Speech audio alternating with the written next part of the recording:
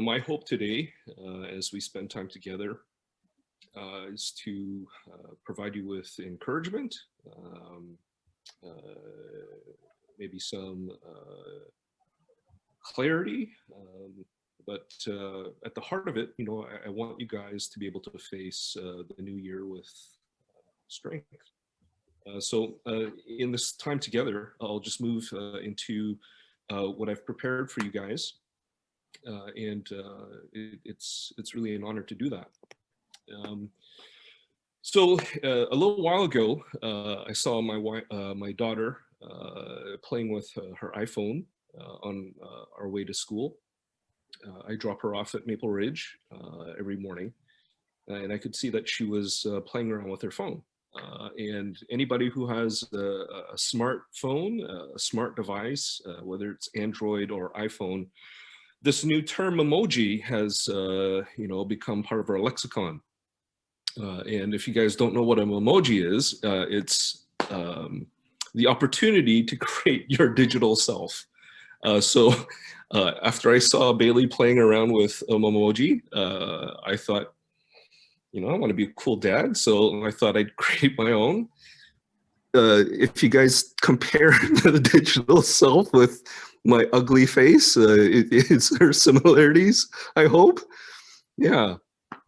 So I really like these things. There's a variety of different expressions that you can create when you're messaging with people that you care about.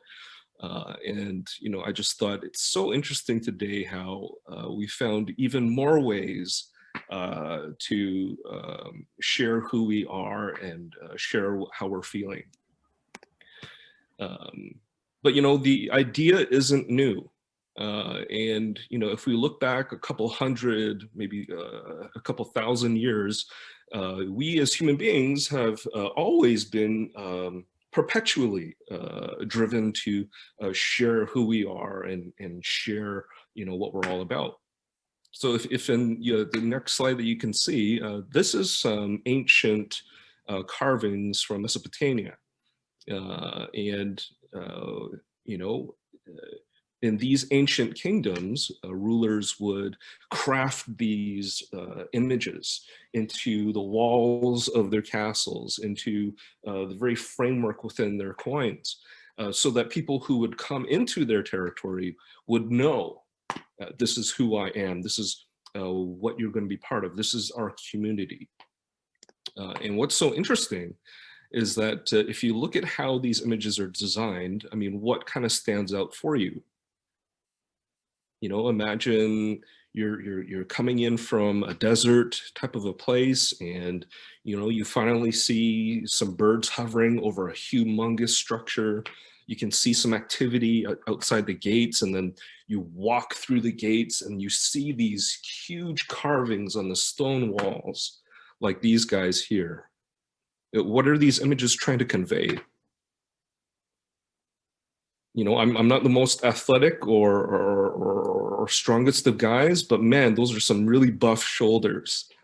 Those shoulders are like bowling balls, just rife with strength and authority.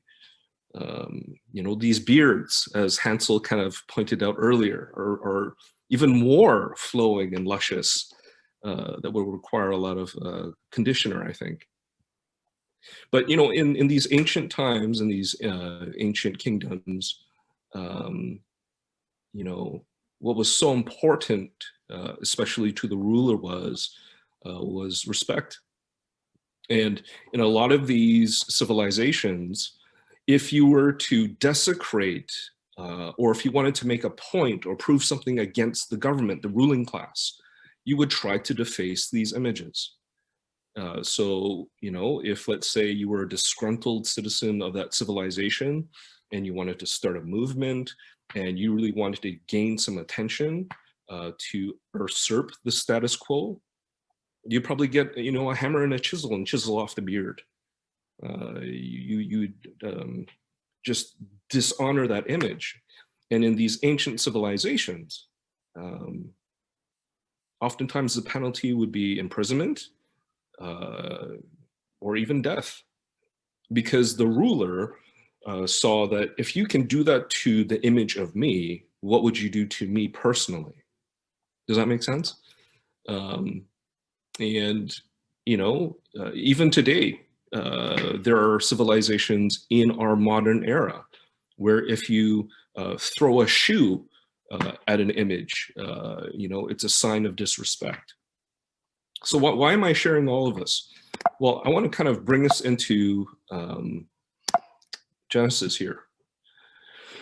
So if we look at Genesis 1, we look at what God created. God created the world.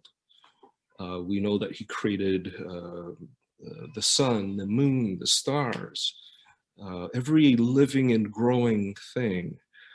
This was his playground. And what's so interesting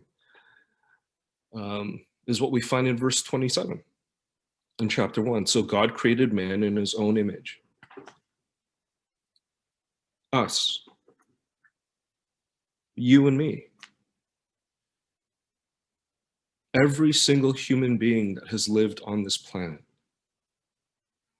We share a special quality that our master has chosen to reveal who he is and what he's about. And with that perspective, we find that the Holy Scriptures invite us to look at every single fellow man, woman, child in a completely new way. We are meant to honor each other. We are meant to value each other. We're meant to cherish each other. And if we just pause here and you think about all the human relationships that you have with people around you, whether you agree with them, whether you would like to go out for wonton mean with them in your spare time,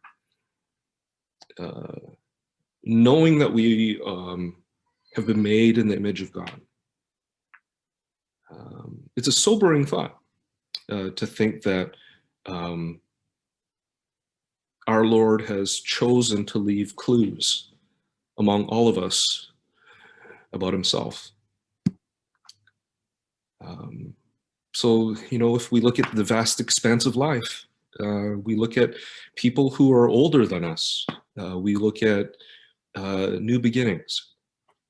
We, as God's people especially, we're called to appreciate and welcome and love one another.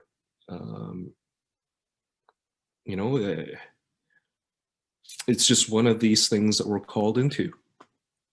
So there's a term that you guys might have been accustomed with. It might have come along your knowledge path. It's a term imago Dei, which means the image of God, which is a signpost, a reminder that you and I and the people around us, we've been made and shaped by his hand. And as such, to disrespect, to devalue, to harm our fellow man is an affront to God himself. If we move forward, what does this mean for all of us? Well, in this season, as people, gather together over virtual meetings and begin to kind of brush off some of the cherished songs that we sing during this time. One of the songs that we typically sing around this time has a really unique lyric, and it comes from "O Holy Night." And there's this term that has been like a pin in my brain, and it comes, a weary world rejoices. And how much does that phrase encapsulate where we were all at today?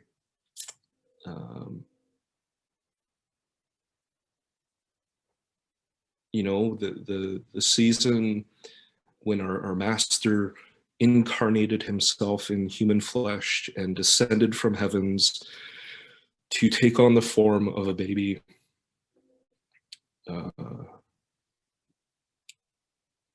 Not much has changed. The world was weary then with oppression. The world was weary then with corruption. The world was weary then with a feeling of hopelessness. And how poignant it is for all of us today as we reflect on all that we have all been through.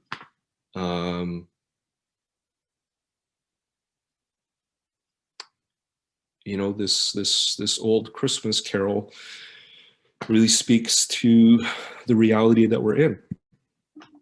And, you know, one of God's names that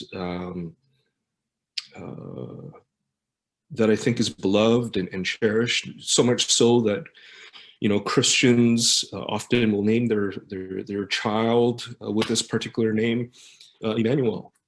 How much more are we gravitating to this one quality that we so appreciate about God? And the meaning of Emmanuel is God with us.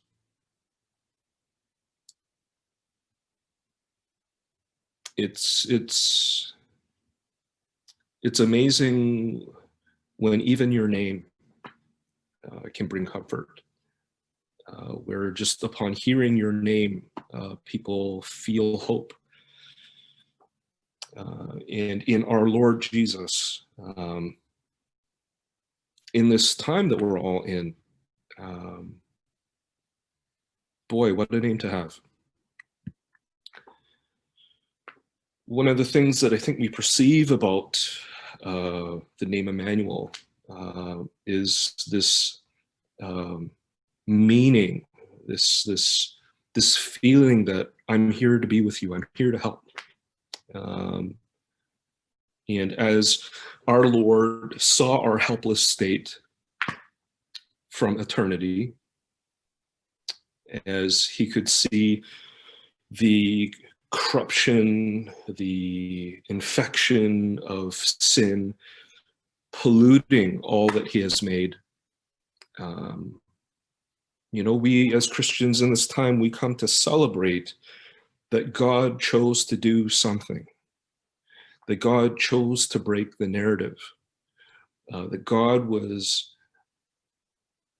first in truly loving us. And it is such an endearing quality that desire to help, to come alongside, to lift up, to brush away our tears, is the quality that I think so many of us have experienced in the multitude of hardships that we ourselves may have experienced, or the hardships that people in our lives have experienced. To know that God is always with us is a really encouraging thought. So, you know, that kind of brings me to 2 Corinthians. In chapter 3, verse 18, we find, and I'm just going to read from verse 16 to bring some context. From verse 17, sorry. Now the Lord is Spirit, and where the Spirit of the Lord is, there is freedom. You know, it's amazing what happens when we're helped. It's amazing what happens when someone sees a hole in our lives, and with their skill, with their talent, with their heart, they come to help. It's freeing. You know, I think about small business owners who are looking after payroll, worry about overhead, trying to make the customers happy.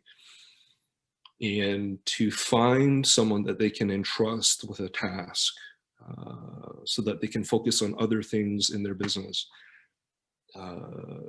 It's a freeing experience. And to think that in our sin, Uh, Jesus said, "I'm here." That's a really unique freedom that we can all have and take in. And we all, with an unveiled face, beholding the glory of the Lord, are being transformed into the same image from one degree of glory to another. We, as sinners saved by grace, who have been helped by the Eternal One, have not only had our debts repaid, have not only come to a place where Jesus has substituted himself on our behalf, but in our relationship with him, he is regenerating us back to his original design, to be like him, to be someone who has strength, kindness, graciousness, and in a way, the deep desire to help. Which brings us to our verse for this morning. And I invite all of you to turn back to John.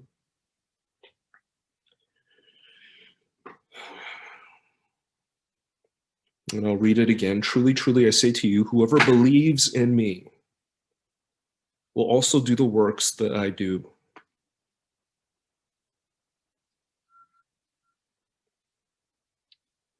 If we pause here and if you think about all the sin that Jesus has paid for in your life, in my life,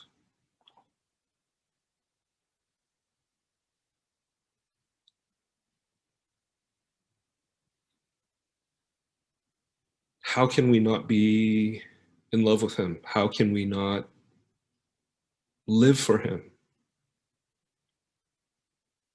And I love what in this passage Jesus shares is that if you really love me,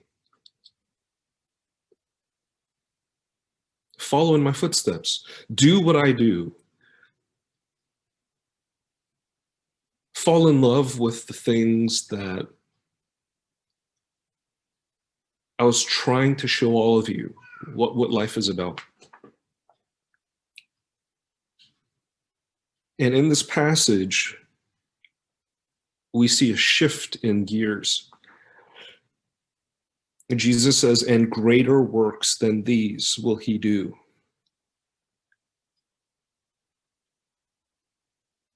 Jesus fed thousands of people. Jesus walked on water. Jesus stood up to corrupt religious rulers. Jesus proactively went to people who were outcasts.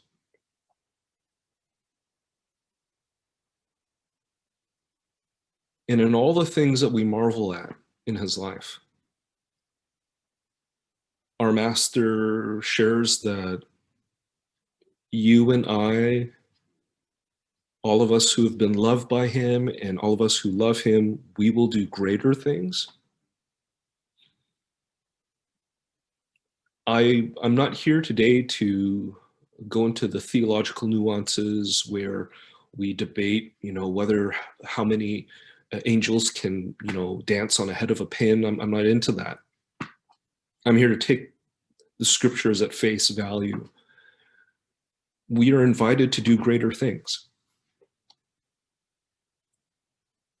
And what's so unique is that we're going to do greater things because he's waiting for us in heaven. It was many years ago where a pastor took a chance on me. I was in seminary at the time. And I hope you don't mind, me going into a little bit of storytelling. I was a really poor seminary student in Langley. I went to seminary right out of university. I was the youngest guy in the school. I I couldn't grow a beard to save my life. I was really young. But I knew and I felt at the time that, being a pastor was something that I really wanted to do. Um, Anyways, one of my classmates shared that she knew of someone, a pastor in Vancouver, who was looking for someone to help him. So we met at an A&W in Langley. Um, his name was Patrick Fung. And, I walked into the A&W franchise, and I saw him sitting there with Pastor Valerie. And, we shook hands, and,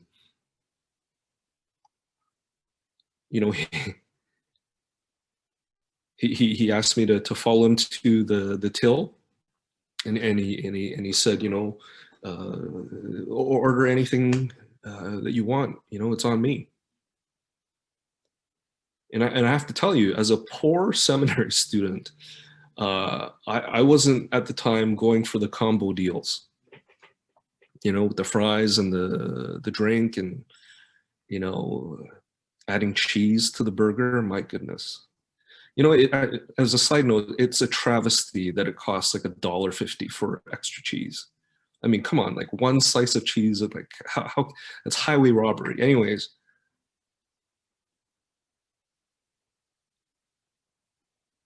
I remember feeling embarrassed that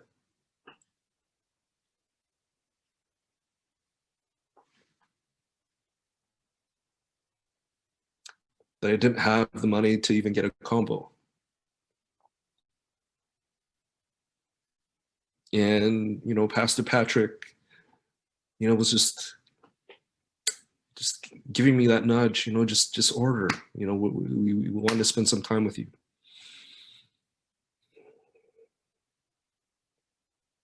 I will always appreciate everything that he's done for me, Pastor Patrick. And,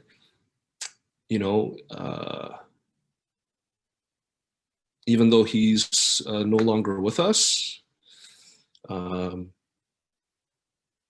live my life knowing that he is also waiting for me.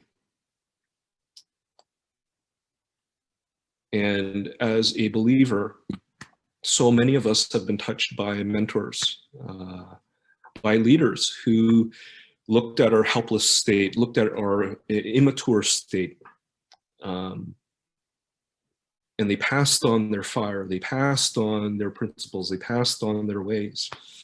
And even though they're no longer with us, we honor them by continuing to build on their lives and sharing what we've learned from them. And this is John 14:12 that has given me strength in the so many changes in my own life. And it's a verse that I hope will give you strength as we all move forward together. One of the things that as a helper of Jesus, we have been invited to fall in love with the things that he cares about. And, I think one of the most critical and most harmful of all diseases that has plagued us for centuries is the one thing that in Genesis, that when God made everything, the narrative would say, God made this and it was good, God made this and it was good, God made this and it was good. The only thing that was not good, that breaks that whole narrative, is that in God's survey, the one thing that was not good was that we were alone, that man was alone. And I find that the gospel invites you and I as believers to join with all believers throughout all history, throughout all believers through the future, to solve loneliness. And with this whole pandemic thing, the loneliness that we were feeling or experiencing before lockdown has in many ways become even more pronounced now. And as weary as this time is, to me, this is the best time for us as Christians to step up, to innovate, and to create new ways of loving people. And in the ways in which we love people, we remind people that God loves us. And this is our calling as believers. If we take a look at all that Jesus did in his life, Jesus protected the vulnerable. We see so often that Jesus would heal the sick, and he would do these things in order to point the people he was serving back to God. Jesus reached out to the outcast. He would deliberately go to the forbidden places even to sit down at a well and to engage people who were forgotten. This is what we're called to do. And a few thoughts I want to leave with you as my fellow brothers and sisters. The greatness that we're called into is to restore the dignity of the broken. The path that we as Christians are called to pursue, we are called to be alongside people. We're not called to avoid them. We're called to be with them. You know, we live in a region where people go boating. And for me, I've yet to really experience this firsthand.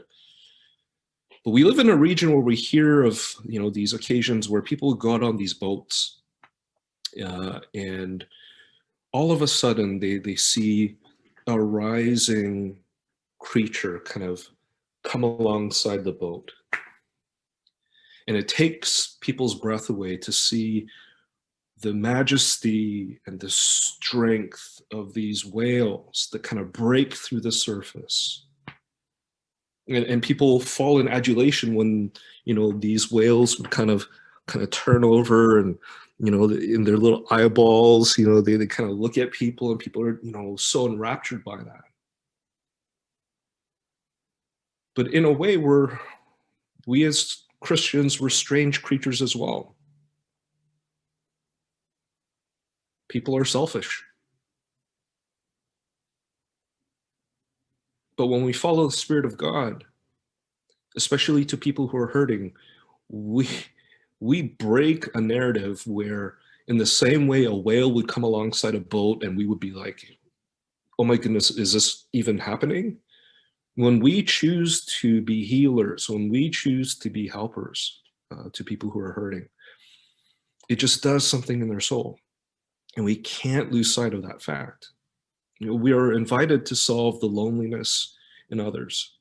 And that's such a special thing. And, you know, just a few final thoughts. Greatness is stepping out in faith, following Jesus into the unknown. Well, we as Christians, we go where very few are willing to go. That's just who he was. And that's just what God's people throughout all the centuries, standing up against slavery, standing up against discrimination, feeding the homeless. These are the things that we choose to do. We know it's scary. We know it's maybe not worthwhile, quote unquote, but these are the things that Jesus was passionate about. And we develop a passion too. You know, this photo was taken, I think, a month and a half ago. And, you know, it's not a picture of people waiting in line to get the PS5 or the new Xbox or the new iPhone. It's not, you know, people waiting in line to go into Disneyland. These are people who are hurting. And this is the lineup for a food bank in Texas just a month and a half ago.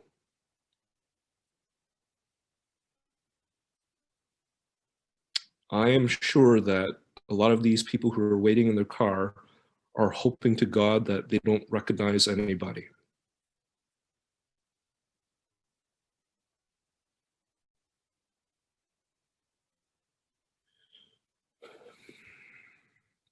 People are hurting. Food insecurity is a major problem. It has always been a major problem in developing countries, and even in our so-called advanced Amazon era, people are hurting. And we as Christians, we need to find a way to get involved.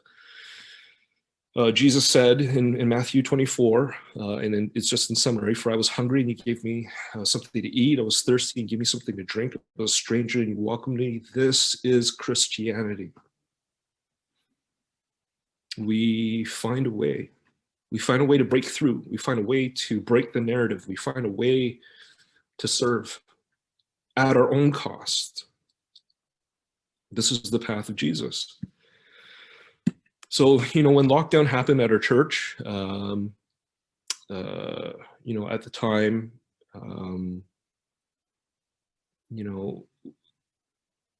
my job at the time was to engineer solutions for people who were hurting. So we had one task, which was to serve our community as a church. And I was brought in to serve alongside my sisters on the missions team, led by Pastor Diane.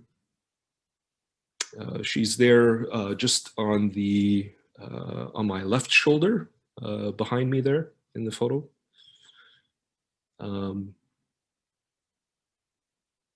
We went to work. We found milk, we found bread, we found fruit, fresh produce, cans of beans and tuna. I was tasked with, getting all these supplies. And it was hard. It was really hard to do that. In the first week of lockdown, when I was getting, dozens of peanut butter and dozens of strawberry jam, the optics weren't great.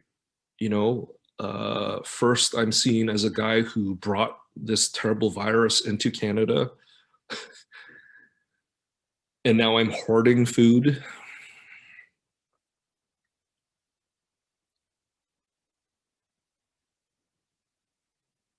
But, the comments that people would give to me, I had to push through it because people were hurting, people were hungry, people were losing their jobs.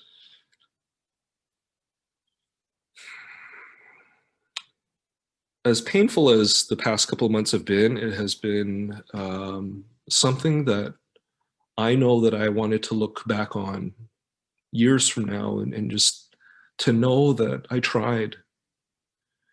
I tried to help. We tried to help. Because I think that's what Jesus would want us to do. We understand the restrictions, we understand the quarantine, we understand policies, but we had to find a way to love people. And that's just what we did. And, one of my favorite quotes comes from Mr. Rogers. And Mr. Rogers said, when I was a boy and I would see scary things in the news, my mother would say to me, look for the helpers. You will always find people who are helping. My hope for all of you is that you all would be known as a helping church, as a helping people, because there are a lot of people who are hurting. Which brings me to a very focused time with all of you. Do you know the history of Pacific Grace? Do you know the origin of the mothership? There's a gentleman, a white man by the name of Henry Clausen.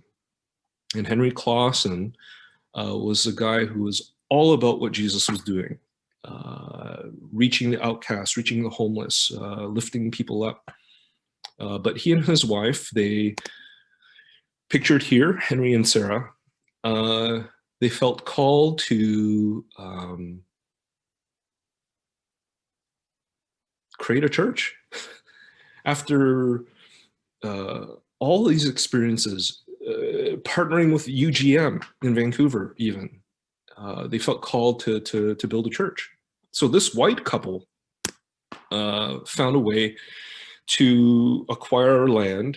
They paid attention to what was happening in the community. And these white people were used by God to reach out to Chinese people.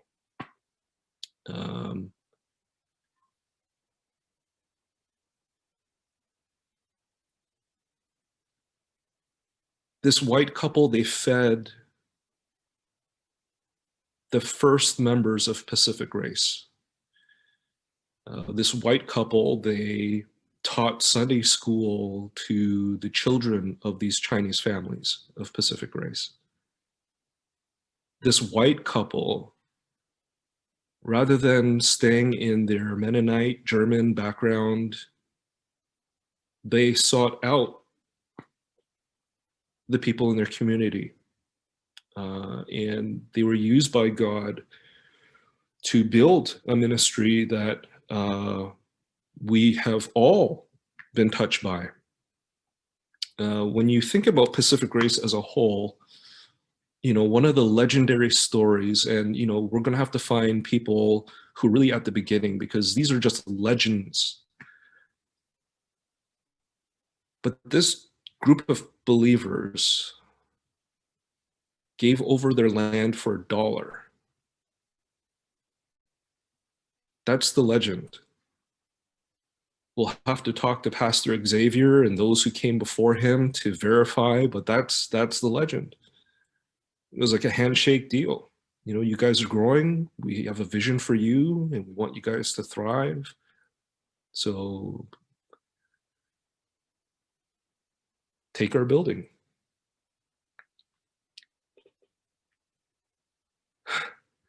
What a legacy.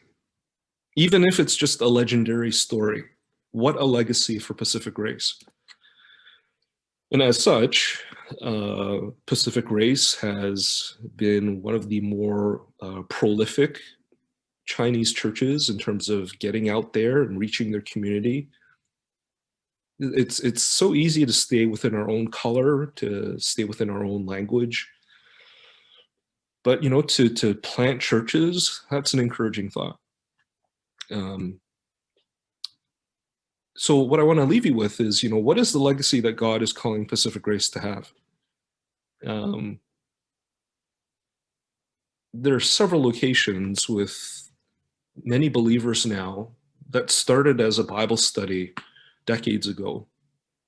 But a thought I want to kind of leave you with was that, what if PG went beyond ministering to people who shared our dialect and just ministered to people who are hurting? Pain is a universal language. There are people who are right now looking at Monday with fear. Fear of being called into their manager's office and losing their job. There are people who they haven't found work. There are people who are sick. There are seniors who need help. What would it look like if Pacific Grace mobilized and continued to be an example, not only to all the other church plants affiliated with the Pacific Grace name, but you guys became an encouragement to the entire city.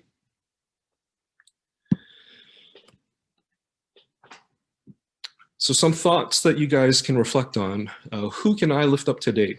Reaching out to the entire city of Vancouver is a daunting task. I get it. So start small. Who can you lift up today? But moving forward, I would envision that all of the leaders, every member at Pacific Grace, would begin to diagnose and assess What are the needs that together we can meet?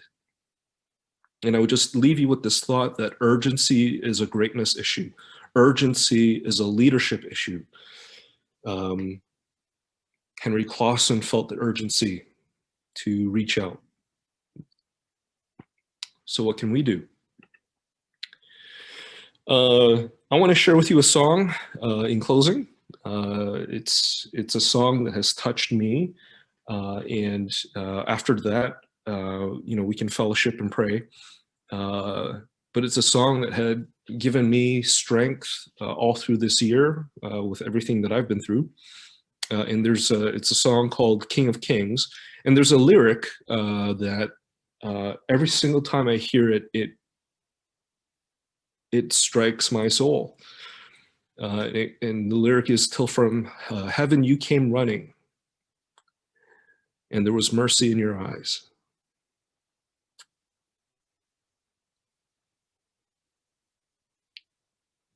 Your community needs to see Pacific Grace run.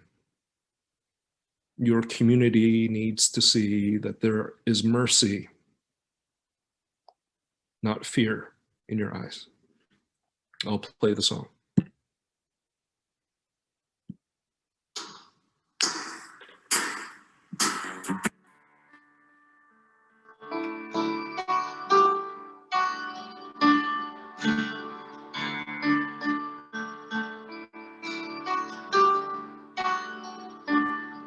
In the darkness we were waiting, without hope, without light, till from heaven you came running. There was mercy in your eyes, to fulfill the law and prophets. To a virgin came the word, from a throne of endless glory to a cradle in the dirt.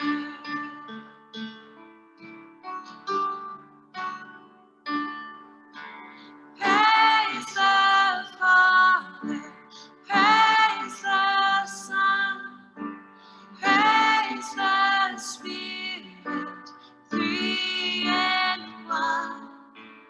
God of glory, majesty, praise forever to the King of Kings.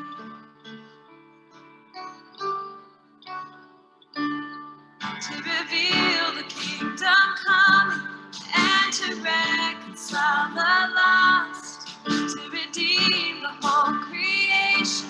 You did not despise the cross, for even in your suffering you saw to the other side, knowing this was our salvation. Jesus, for our sake you died.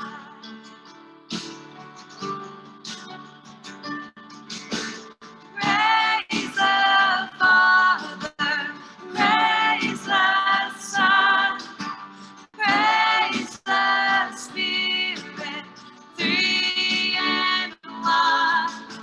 God of glory,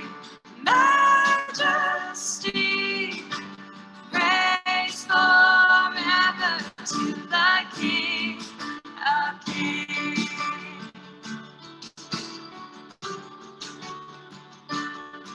And the morning that you rose, all of heaven held its breath. That storms moved for good, for the Lamb had conquered death. And the dead rose from their tombs, and the angels stood in awe, for the souls of all who come to the Father are restored. And the church of Christ was born, then the Spirit lit the flame. Now this gospel truth of old shall not kneel, shall not faint. By his blood and in his name, in his freedom I am free. For the love of Jesus Christ, who has resurrected me. Oh,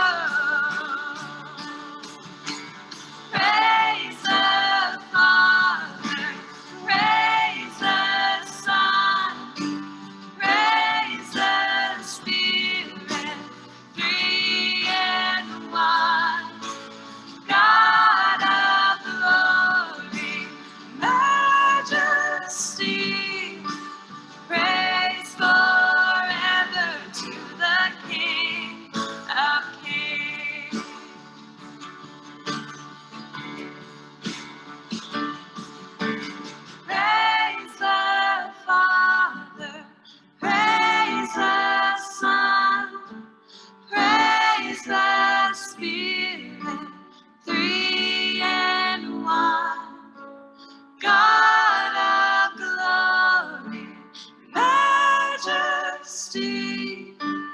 Praise forever to the King of Kings.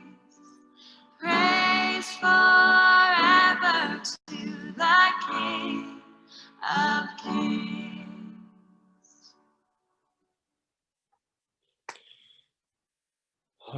Yeah, so those are my friends from my church who I'm grateful for. And you know, I hope that song and I hope our time today has encouraged you. Yeah, so I'll turn the time